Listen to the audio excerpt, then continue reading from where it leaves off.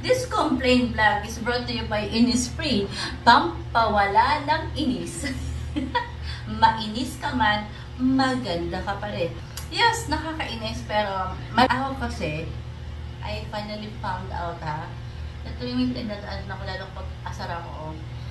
Retail therapy. Parang gusto kong bumili ng something na yung gusto ko talaga, hindi yung hindi ko kailangan, na yung gusto ko talaga. And then somehow, is nakakagaan siya sa akin. It's also making me happy, making me relax. Kung gusto ko mag-escape from problem. Pero may mga case kasi na hindi mo na ma-escape. Tapos ito, somehow, natuwa ako na kahit pa paano, hindi ko naman nare-reward yung sarili ko sa pagkakaroon ng mga gusot. Tapos bibilang ako nito, hindi. Parang nakakagaan lang ng loob na sige, bibilang ako. And somehow, I feel great naman. Okay, and this vlog is brought to you by Innisfree. Okay. Itong message kong ito is para sa mga taong katulad ko.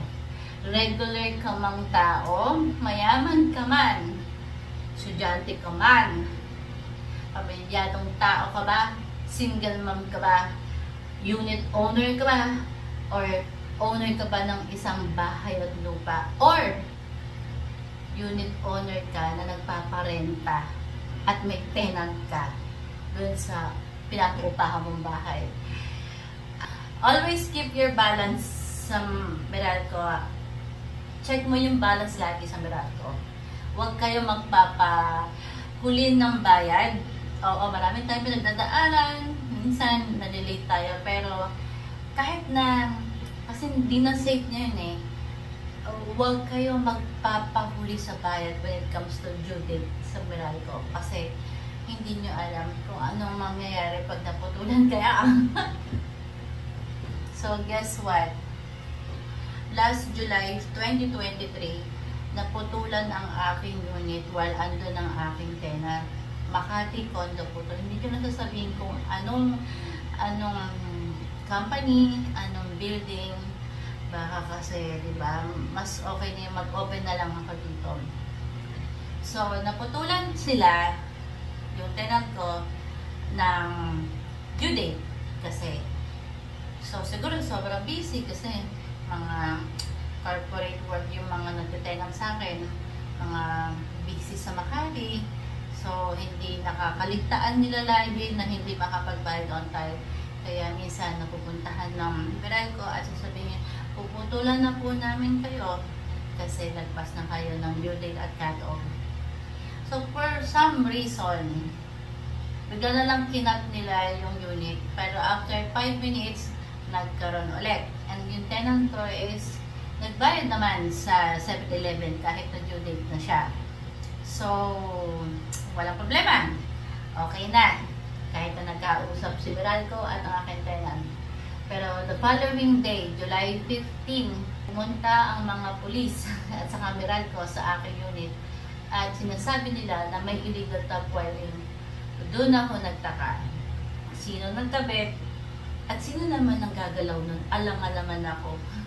Lalo't hindi din ako nagpapabayad para sa mga, ibabayad ko ba to sa admin para sabihin kong, bigyan nyo naman kami ng kuryente kasi puputulan kami, yung mga gano'n. Ako yung klaseng tipong tao na may pera o wala, kaya kong mag-provide para sa bills. Gagawa ako ng paraan. Kahit nasabihin natin kunwari zero ako ngayon, bukas makakagawa ko ng paraan. Lalo't may marketplace ako, di ba? So, mawalan man ako ng pang-kuryente or pang-bills, nakakagawa ako ng paraan with the help of prayers. Also, may-ari which is ang garage sale ko. Malaking bagay din yun. Parang kunwari, ito, kunwari hindi ko na siya ginagamit. Kaya ko siyang i-post sa marketplace. Bukas may bibili na for 300 pesos or 150 and that's good kasi at least may trabaho ko, may ginagawa ko habang nasa healing period ako. So at the same time, kumikita tayo ng pera everyday. So, yun nga. Nai-report nila sa akin, merong illegal top wiring. Tapos, after that, tinanong ko yung admin namin. Sabi ko, ano na pong feedback? 15 yon. Sabi lang ni admin, under investigation lang.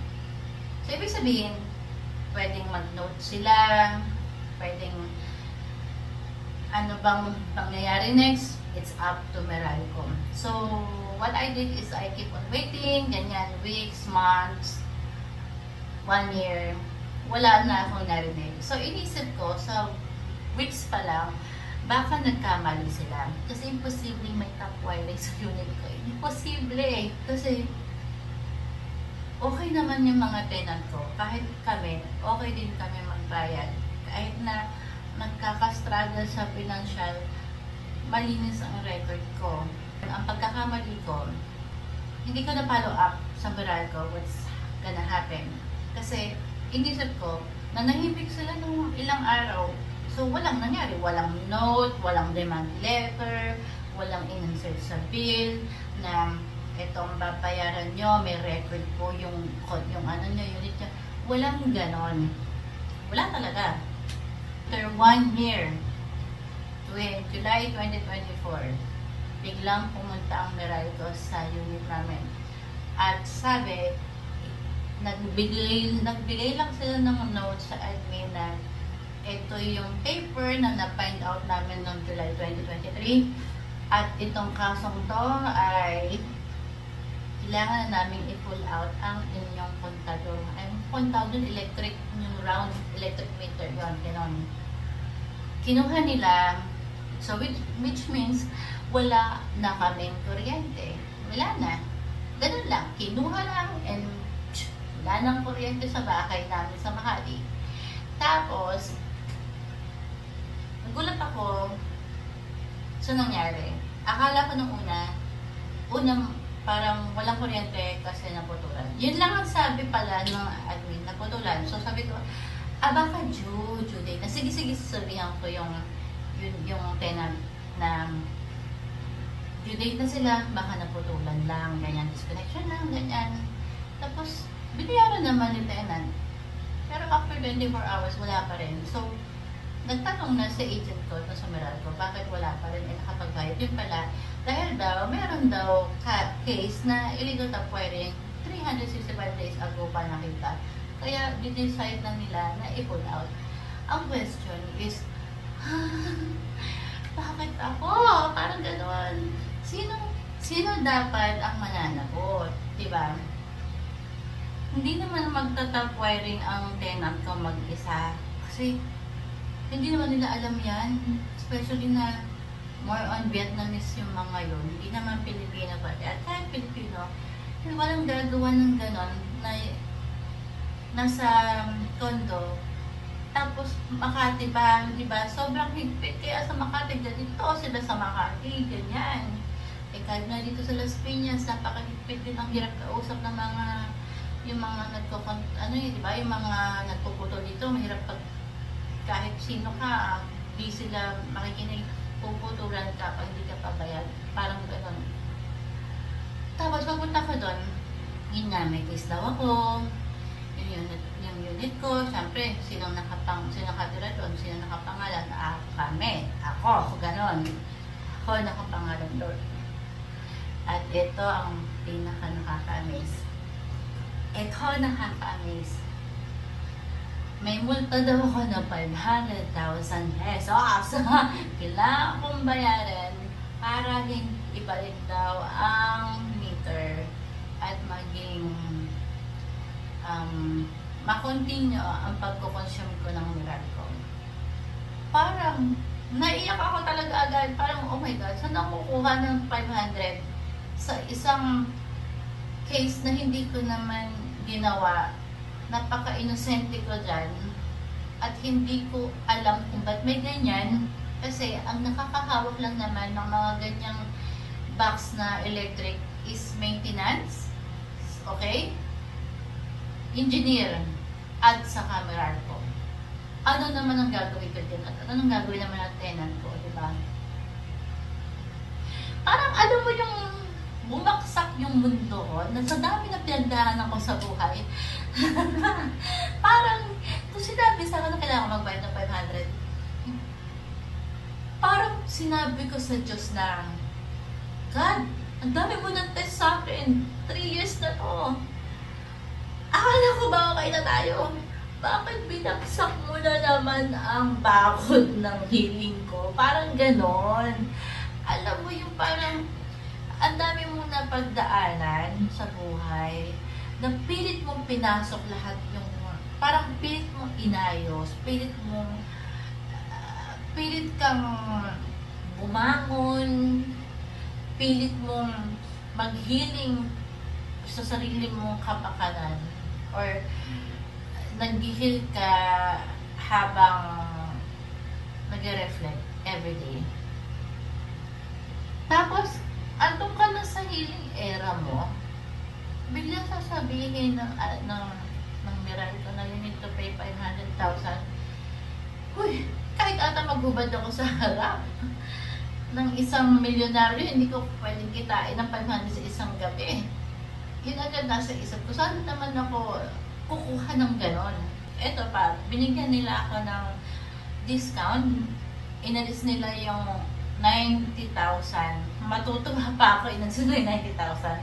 So, instead ng 51,000 ang i-down ko para lang makapitan, para ma-reconnect, parang gano'n, reconnect ulit yung electric, yung buong electric. Kailangan ko mag-pay ng 41,000. Pasalamat pa daw ako. And then, binigyan pa nila ako ng consideration na kung hindi ko kaya ang almost 500,000 bayaran sa isang itlog, pwede daw 5 years to pay. Tapos lalabas na parang, kasi may discount pa siya, 6,000 every month.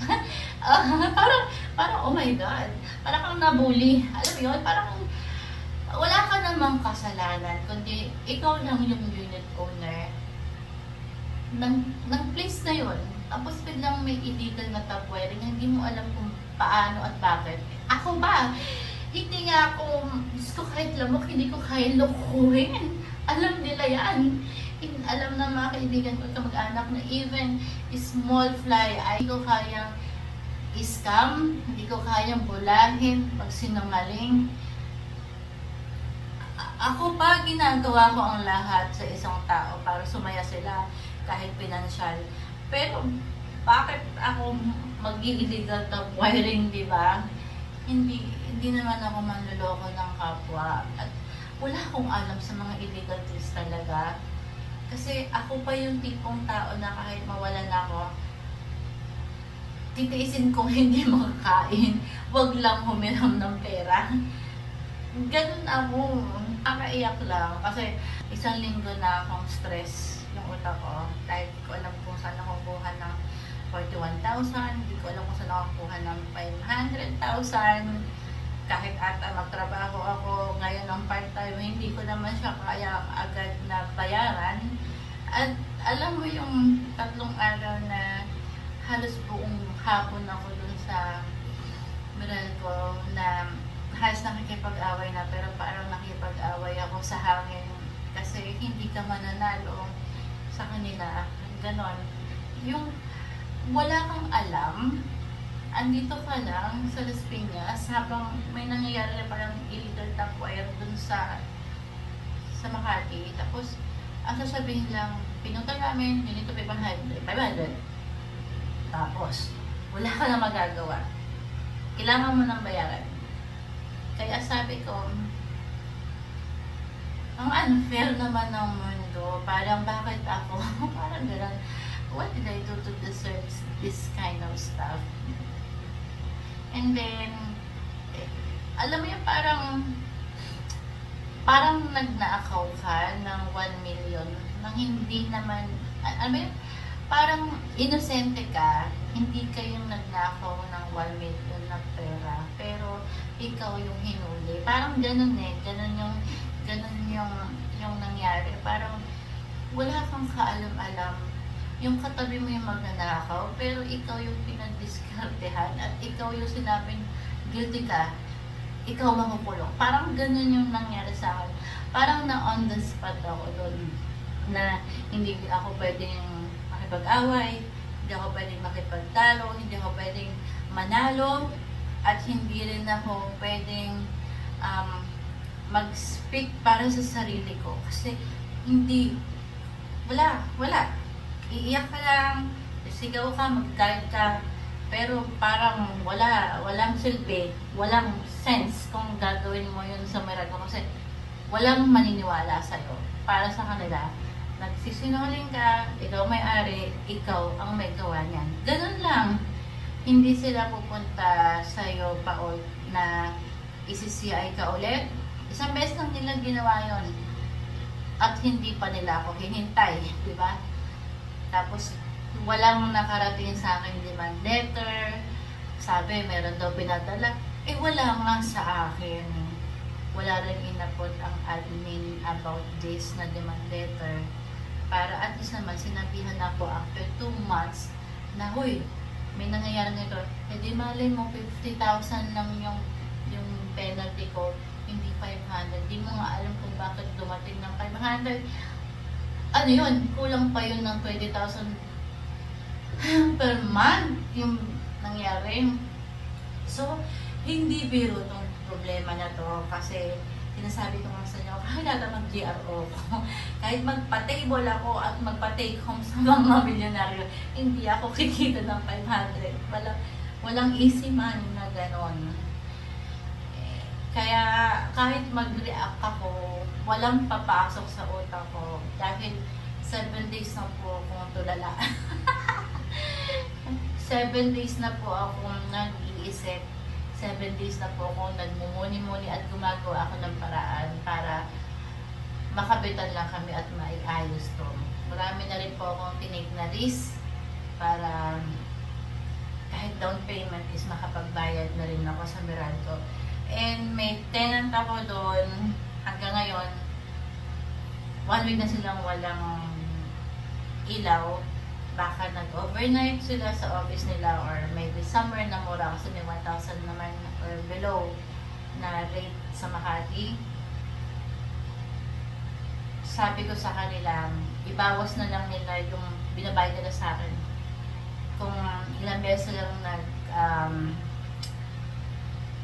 silang nag-overnight somewhere, ibawas na lang yan. So, 1 week, less na yon. So, instead na parang may 10% na o 20% na bawas na yung parang wala na nga akong kikitain dahil nga sa pinagagawa itong Meralco. Ngayon, mas lalo akong walang kikitain sa tenant ko kasi nga na-lesson na dahil nga my bad. Ako yung unit owner eh. So, parang ang nangyayari, Meralco versus admin namin, nagtutulakan sila sino may kasalanan. Sabi ni admin, wala silang kasalanan. Sabi ni Meralco, wala silang kasalanan. Nagtutulakan sila kung sino bang scammer dito, sino ba yung gumawa talaga. So habang nagtutulakan sila, saan mapupunta ang penalty? Sa akin, kasi nakapangalan sa akin ng pondo. Manalo sa isang usapan na hindi ka naman, wala ka ng karapatang magsalita. Yun yung ko eh. Ang swerte sana kung meron lang akong 1 million every month, no question asked, akuin ko na lang. Yun yung gagawin ko. Pero wala eh. Hindi nga ako makakuha ng trabaho pa kasi medyo nasa depressing era pa ako. Kaya nga healing process, di ba? Mahirap naman na lutang akong gumagawa ng resume. Hindi ako makagawa pa ng resume pati kasi wala pa tayo sa emotional state of mind eh. Hindi pa settled yung mental health ko dahil sa mga pinagdaanan ko for the past 3 years. Broken heart syndrome kasi ako. And when I said broken heart syndrome, all of the above na, especially grief, nasa period pa ako ng regrets, di ba? Nagbubuhat ako ng isang malaking bato. Pilit ko kinakaya. I'm almost nasa top na ako. And then biglang may dumating pang isang malaking bato na hindi ko nakaya. And wala akong ginawa kundi binitawan mo na lang kung ano yung binild ko sa sarili ko for the past 3 years. At hinayaan ko na muna.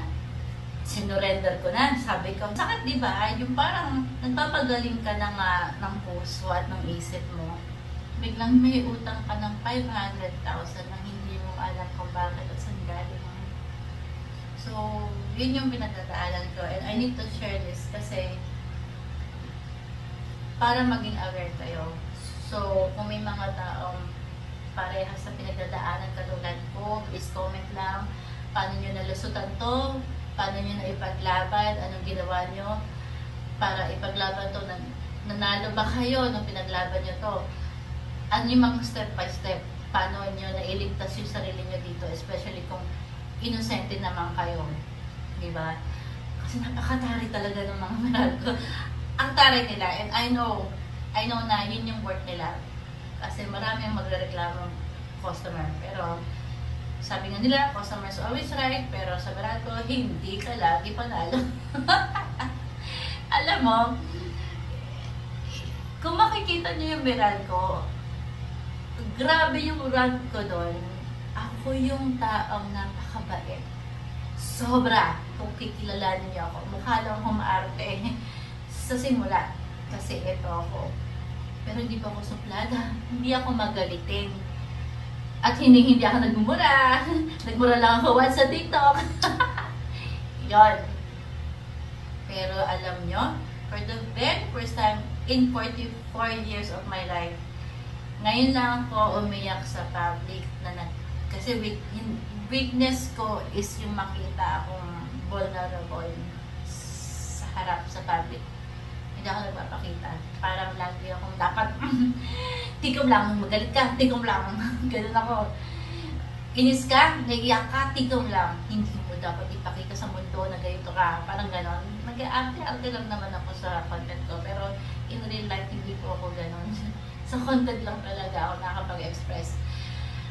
And parang naging confession Big Brother nga yung nangyari sa Meralco eh. Kasi doon lang ako nakapagmura nga. Doon lang ako nakagalit-galitan. Doon ako nagalit. Doon ako umiyak. Kulang na lang. Magsisigaw ako doon eh. Alam mo yun. Tapos, doon na ako nakipaglaban. Parang first time kong naging maldita nung time na yon. And parang hindi ako. Kung nakikita niya, hindi ako yung time na yon. Hindi ako yung nandun sa Meralco Makati. Shout out Meralco Makati.